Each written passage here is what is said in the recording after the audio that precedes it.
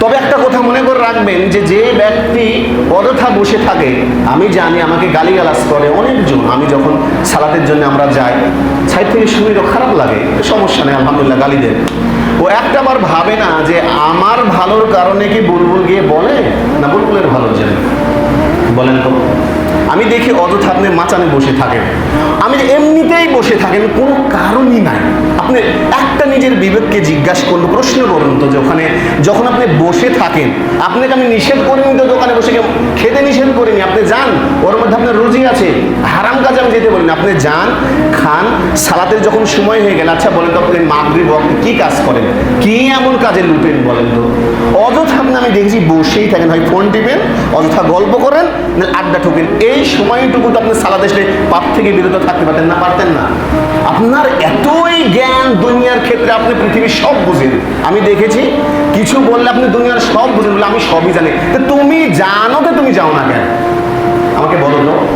আবার এশার সময় দেখা যায় ওখানে বসে থেকে গল্প করেন।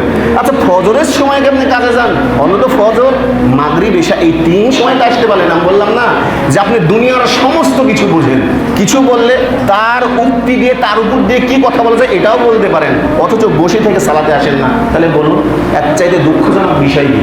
খারাপ কথা বলেন। আমি এই জন্য বলছি, এই দিনের জন্য যে আপনাকে কতটা পস্তানো লাগবে আপনি ভাবতে পারবেন না।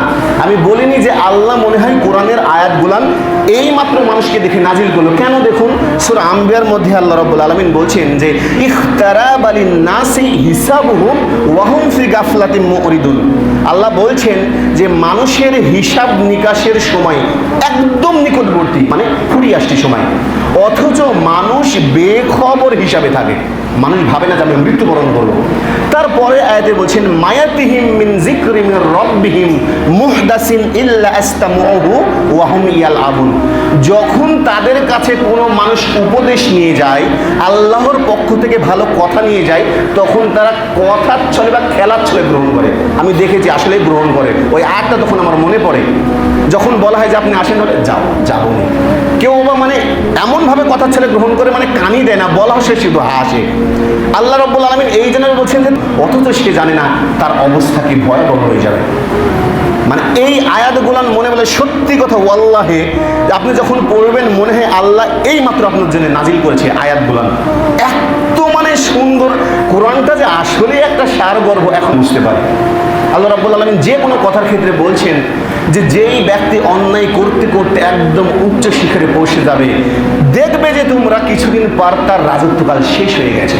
তাই বলছে যে আজকের ফকির কালকের ধনী, আজকের ধনী কালকের ফকির। এই কথাগুলো আপনার চোখের সামনে ভাসবে, আপনি দেখতে পাবেন, অথচ আপনি হুঁশ নেই। এই জন্য আল্লাহ রাব্বুল আলামিন বলছেন মায়াতিহিম মিন যিকরি মির রাব্বিহিম মুহদাসিন ইল্লা আস্তামুহু ওয়া হুম ইয়ালআবুন। যখন তাদের কাছে আমার পক্ষ থেকে কেউ উপদেশ নিয়ে যায়, ভালো কথা বলে, তখন তারা কথার ছলে বা খেলার ছলে গ্রহণ করে, আর এদের জন্য রয়েছে ভয়ঙ্কর শাস্তি। দেখেছেন আল্লাহ কোরআনের মধ্যে এমন একটা ঐশী বাণী, যার কোশ্চিন আগেই ফাঁস করে দিয়েছে যে মানুষের কি আযাব হবে, মানুষকে কি দেওয়া হবে, অথচ এই কোশ্চিন ফাঁস হওয়ার পরও মানুষ কিন্তু আসে না। তো বলছেন এরাই যাহারাই হলো ক্ষতিগ্রস্ত, এই লোক শ্রেণীরাই। তাই বলছি আপনাদেরকে, আমি শুধু আপনাদের হেদায়েতের কথা বলি, আল্লাহ হেদায়েত দিক। কারণ কি জানেন, ভুল ভ্রান্তির ঊর্ধ্বে মানুষ নয়। আমি বারবার বলি আমি মানুষ, আপনি মানুষ, ভুল হয়, এই ভুলকে সংশোধন করার জন্য হলেও আসেন। এই কথা যে আমি কতদিন বলি, অথচ খারাপ মন্তব্য করেন। অথচ আপনি একবার ভাবেন না যে আমি যেই সময়টা বসে থাকি ওই সময় তো বসে থাকে না, আল্লাহর কাছে কিছু চাই তো, হেদায়েতের জন্যও তো বলা হয়, অথচ আপনি আসেন না। দুঃখজনক বিষয়।